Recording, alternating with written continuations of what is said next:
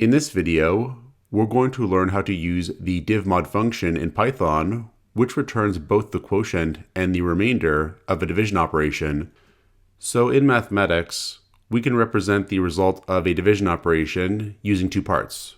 We can have a quotient and a remainder. So for example, 10 divided by 3 would have the result quotient 3 and remainder 1. And we would say that 3 goes into 10 3 times, leaving us with 1 remainder. Now in Python, we can calculate the quotient and remainder separately using the correct operations. So for example, we could have 10 and then the integer division operation 3. And this is going to give us the quotient 3. We could use the modulus operator to give us the remainder. So we could have 10 and then modulus 3. And this is going to give us the remainder 1. Now the divmod function will give us back both the quotient and the remainder at once in a tuple.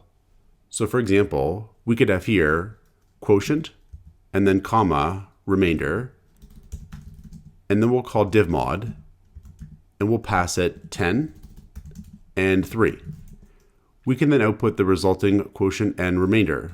So we could have print and then quotient followed by colon and quotient, and we'll have print remainder colon with remainder here. And then if we save our program and try it out, we get here a quotient of 3 and a remainder of 1. And notably, the function will work with floating point number arguments. So for example, if we had 2.5 here and 13 here, 2.5 is a floating point number argument. Now, if at least one of the arguments is a floating point number, then the resulting quotient and remainder will also be floating point numbers. So if we save the program and try this out, now we get a quotient of 5.0 and a remainder of 0.5, which is correct. And the quotient and remainder are now both floating point numbers. Now, as usual, we can't divide by 0.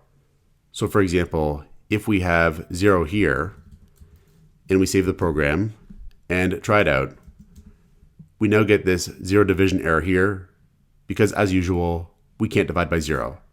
So this is how we can use the divmod function in Python to get both the quotient and remainder of a division operation. Check out portfoliocourses.com, where we'll help you build a portfolio that will impress employers.